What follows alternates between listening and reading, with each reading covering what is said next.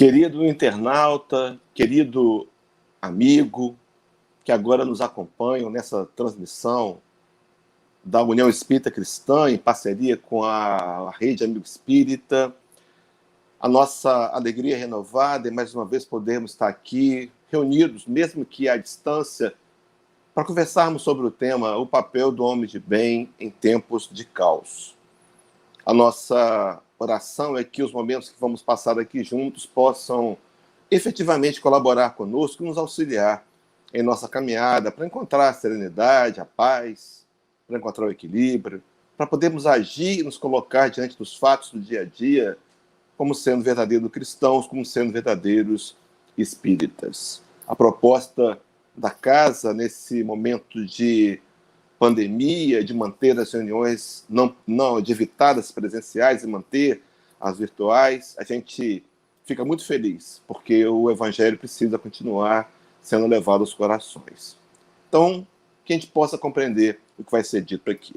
Para começar, então, a trabalhar o papel do homem de bem em tempo de caos, a gente precisa conceituar caos. O que é caos? Se você for até o dicionário, caos significa momento de dificuldade, momento de desordem. Então, quando, por exemplo, as pessoas que costumam veranear passam um ano inteiro e chegam na praia no verão e abrem a porta da casa e a esposa diz: essa casa está um caos, né? Pega logo uma vassoura, um pano de chão e vamos ajudar. Mas caos significa algo que está preocupante e em desordem. Qual a posição do homem de bem nesse tempo de caos? E aqui vale a pena mesmo a gente fazer uma ressalva, porque há dois tipos de homem de bem. Há aquele homem de bem que ele tem boa índole, ele quer de fato o bem do mundo, mas ele não conhece a doutrina espírita, não conhece o cristianismo, ele não trabalha a espiritualidade. Então, às vezes, as escolhas que ele faz, muitas vezes não estão corretas, porque não levam em conta as leis profundas que regem o universo. No entanto, há um outro homem de bem, e é para esse que eu quero falar. Esse homem de bem, que na questão 918 de Livro dos Espíritos, Kardec questionou, perguntou à espiritualidade por que indício se poderia reconhecer em um espírito a sua elevação. Com essa pergunta, Kardec depois, nos comentários, vai trazer a questão, a designação do homem de bem. Quais indícios? Se você não conhece a resposta ainda, a gente podia pensar numa lista, né, de caracteres para a gente ser colocado como homem de bem. Na verdade, os espíritos superiores, trabalhando o chamado poder de síntese, vão reduzir a dois pontos importantes. Diz que o espírito ele prova a sua elevação quando todos os atos da sua vida corporal representam a prática da lei de Deus. Desafio.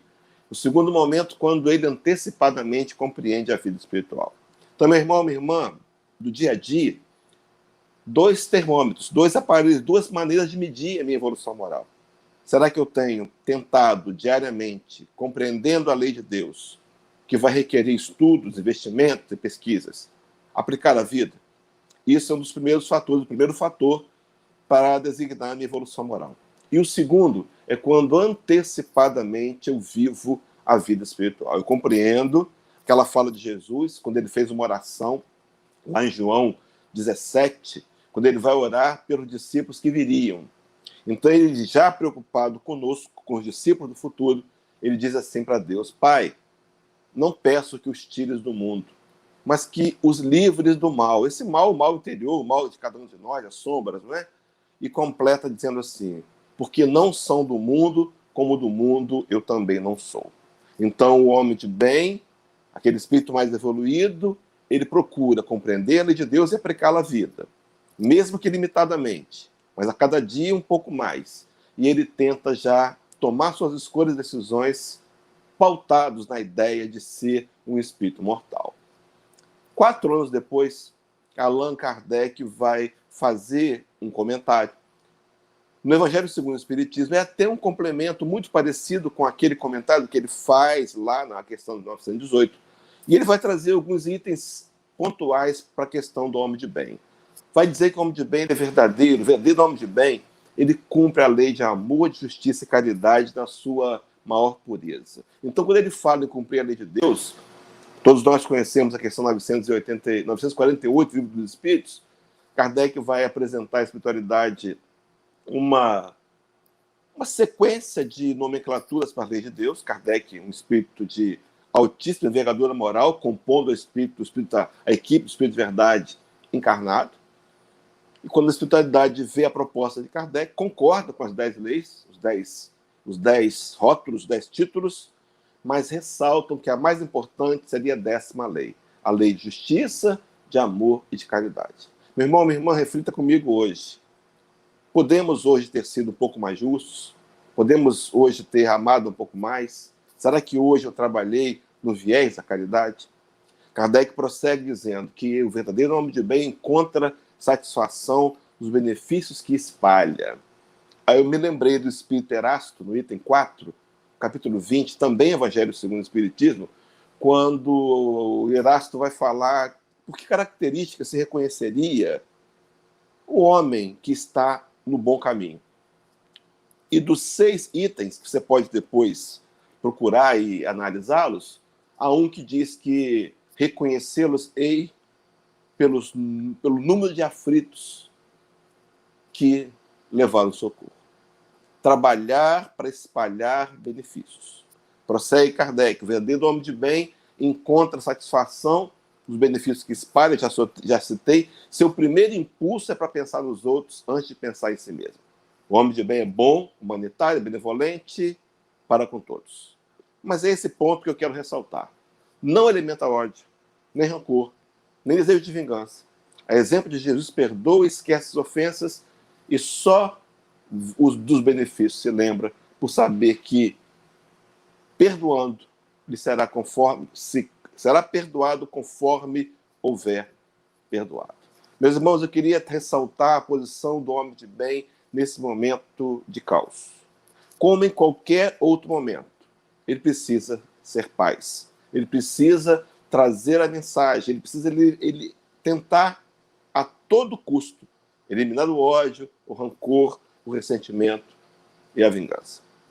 Vivemos hoje um momento fragmentado, infelizmente, do movimento espírita, por conta de ideologias, questões paralelas, dentre elas a política e outras tantas. Mas eu preciso, como verdadeiro homem de bem, ser paz.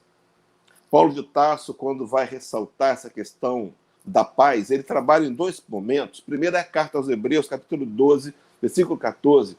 Paulo diz assim: segui a paz com todos e a santificação, sem a qual ninguém verá o Senhor.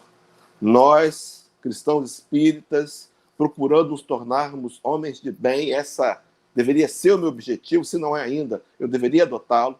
Preciso, de todas as formas, seguir a paz e seguir a paz com todos. Paulo entendia que seguir a paz com alguns que concordam conosco, que pensam de forma igual, talvez seja mais fácil.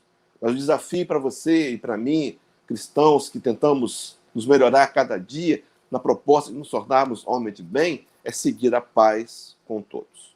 Jesus teria exaltado essa paz quando, abrindo o grande sermão da montanha, ele teria dito que felizes seriam os pacificadores, que seriam chamados filhos de Deus.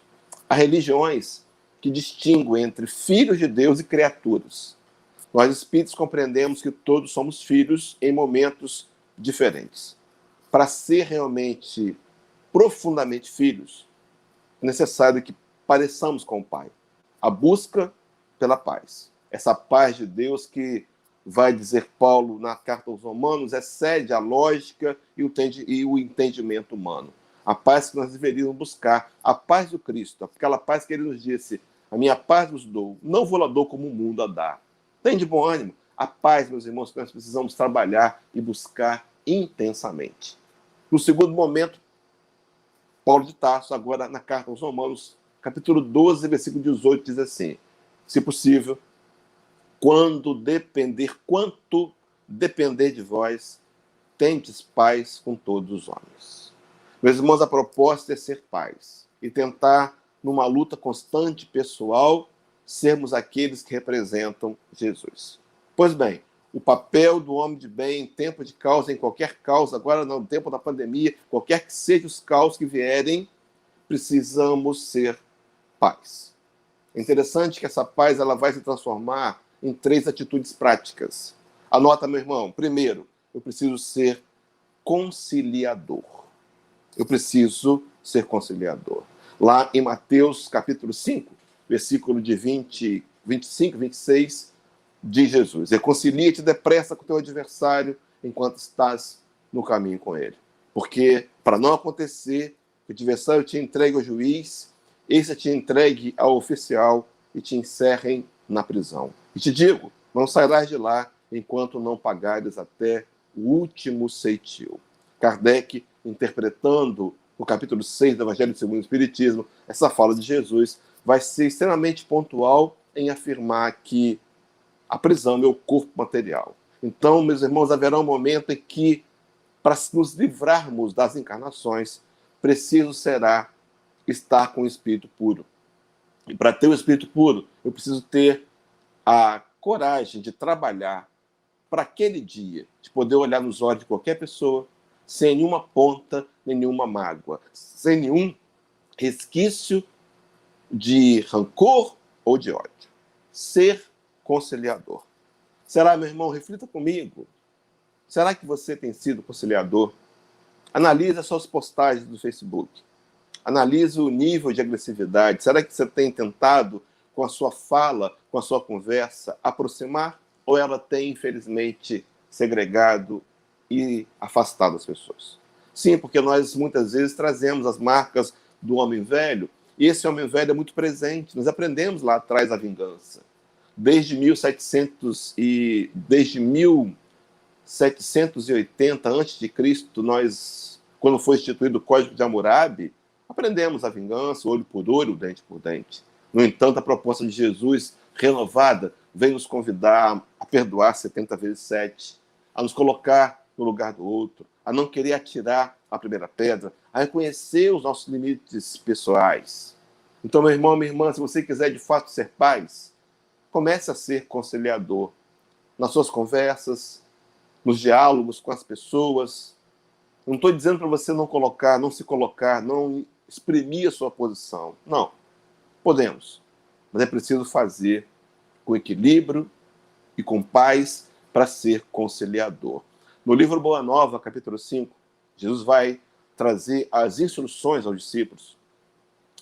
E lá ele vai dizer que aqueles homens vão ser presos, vão ser açoitados, levados a templos suntuosos, serão humilhados e serão mortos. Eu me pergunto, por que aqueles homens, diante desse aviso, permaneceram?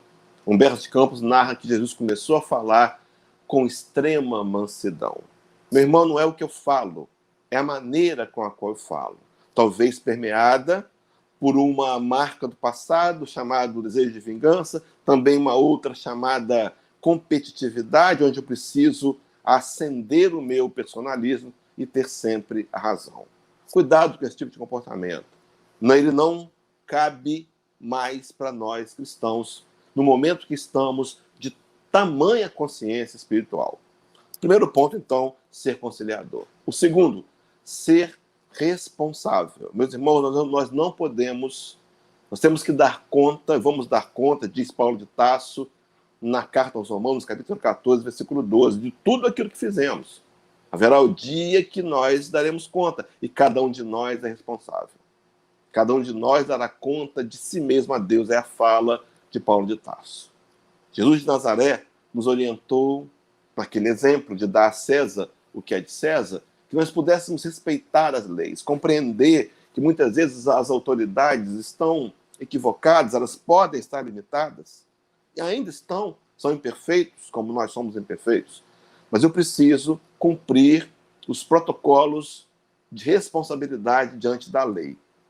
Diante da pandemia, por exemplo, eu preciso ser responsável. Meu irmão, minha irmã, eu não posso ser alguém que levianamente possa contrair esse vírus e passá-lo adiante. Eu imagino que muitos que estão desencarnando, infelizmente no Brasil, essa quantidade absurda de pessoas, muitos deles têm essa morte planejada. Foram, sim, talvez tenham sido aqueles que asfixiaram seus inimigos, talvez tenham sido aqueles que usaram da guilhotina e impediram a respiração. que um dos sintomas mais marcantes da morte nessa pandemia é a falta de oxigênio, a ausência de ar. Mas muitos estão morrendo de forma leviana, porque não estão levando a sério. Talvez esses retornem à pátria espiritual e até despertem lá como suicidas indiretos. Responsabilidade. Meu irmão, minha irmã, se você puder ficar em casa, fique. Mantenha o distanciamento social.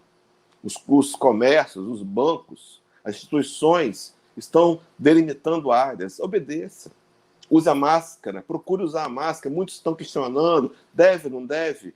É a orientação da Organização Mundial da Saúde, o organismo máximo. Nosso Ministério da Saúde também orienta o uso das máscaras.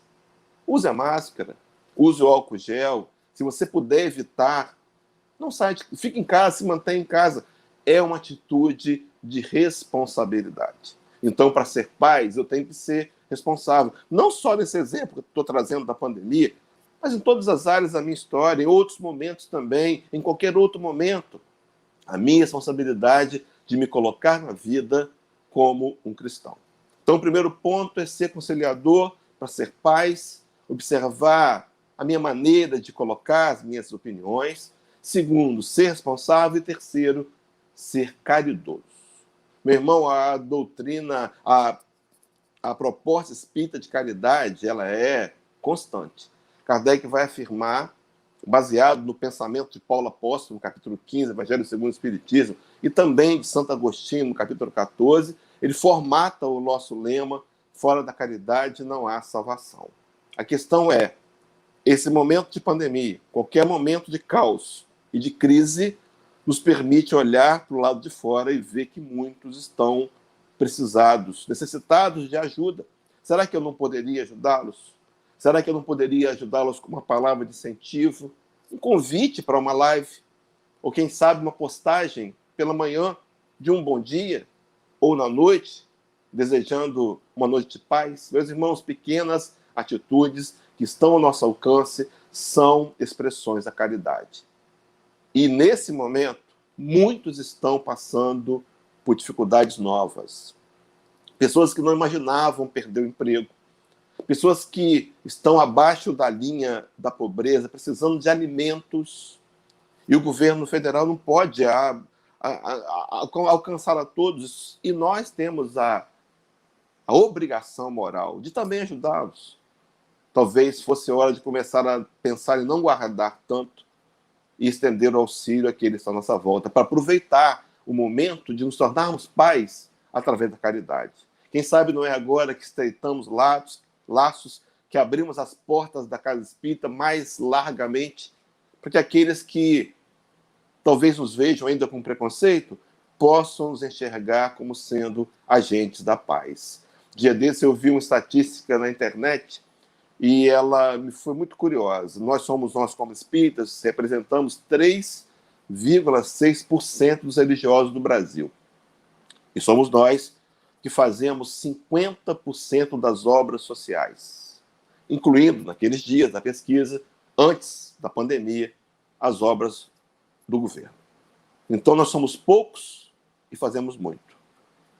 Precisamos continuar fazendo. É claro que houve uma redução salarial, enfrentamos dificuldades financeiras, todos nós vamos enfrentar uma crise intensa que nos sobrevirá, mas mesmo assim, eu preciso continuar dividindo aquilo que eu tenho com aquele que tem um pouco menos. Então, a oportunidade que nós temos de ser pais é trabalhar em nossos corações, trabalhar a conciliação, trabalhar a pacificação e trabalhar a caridade. Pois bem, queridos, esse é o papel do homem de bem.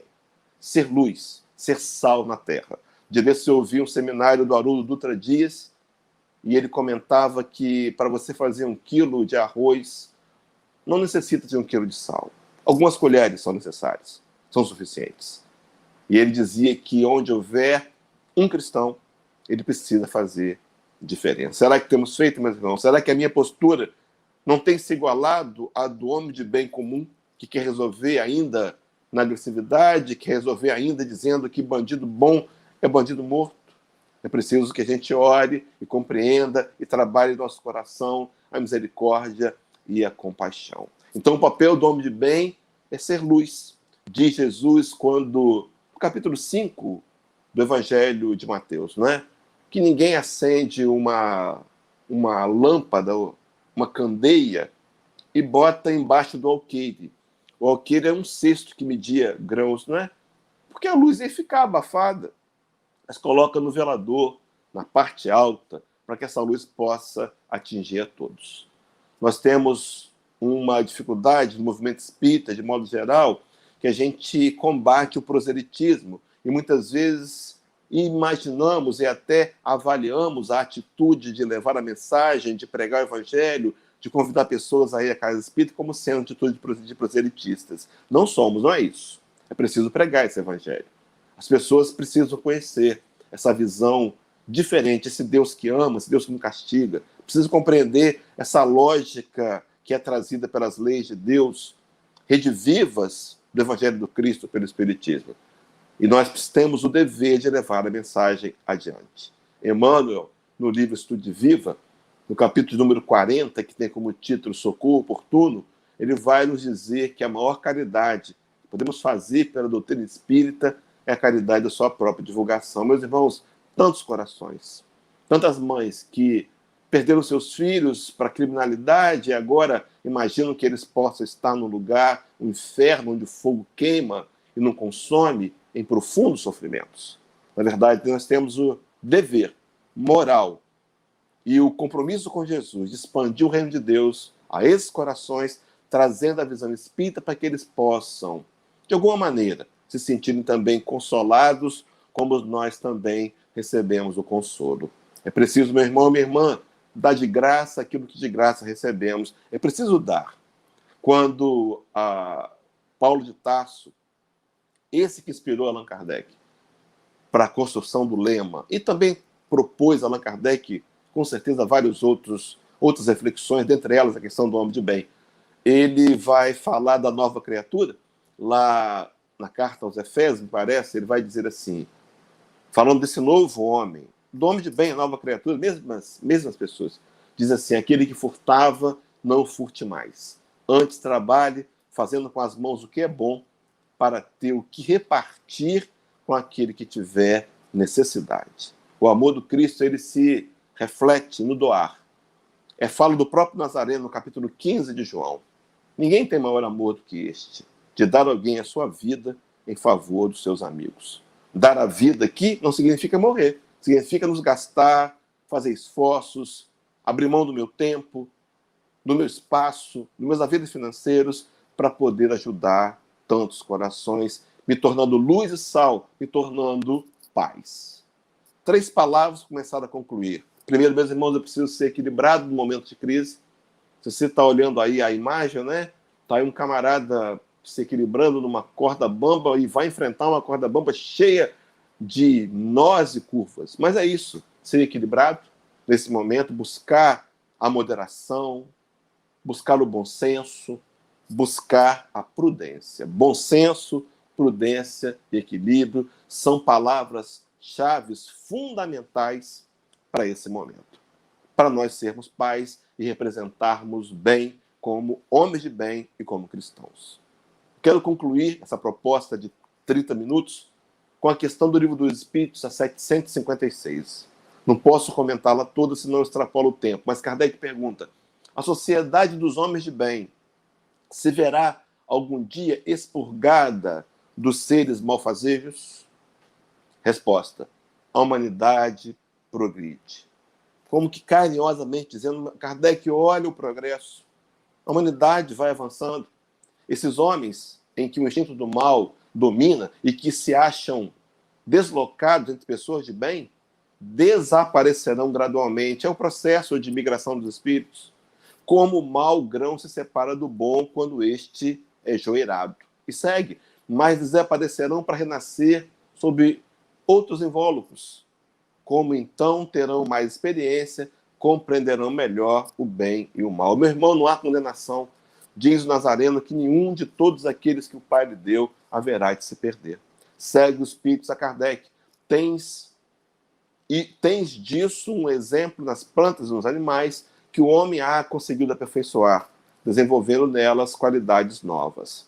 Pois bem, Só ao cabo de muitas encarnações, o desenvolvimento se tornará completo.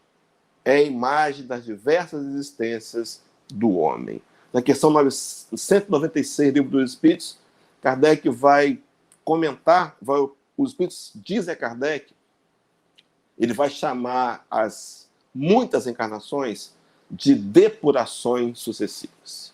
Meus irmãos, estamos no momento em que nós estamos vivenciando hoje uma depuração sucessiva em nós mesmos, em nossos corações, e temos que aproveitar tudo que está à nossa volta, inclusive a pandemia, o momento de crise, de caos, para canalizarmos energias de aprendizado, de auto-melhoramento. É a proposta. Sempre foi assim. No entanto, meus irmãos, nós não tínhamos a compreensão que temos hoje.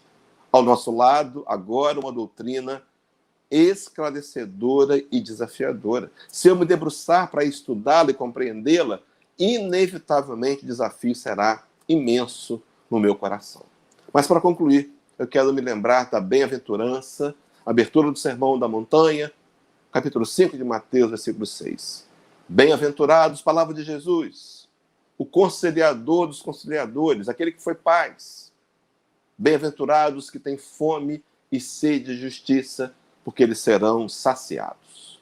Exaltava o Senhor esse desejo latente de querer um mundo justo, de querer um mundo pacífico, essa sede, essa fome de justiça que quantas vezes nos incomoda quando olhamos para o lado de fora e vemos tantos que ainda não são punidos como deveriam ser punidos, e nos sentimos talvez impotentes, ficamos algumas vezes até aborrecidos, esquecemos de aproveitar o momento de olhar para aquele companheiro como um irmão adoecido, que ainda vai ter que haver com a lei de Deus, com a lei de causa e efeito, e nutrimos o coração um sentimento ruim por ele.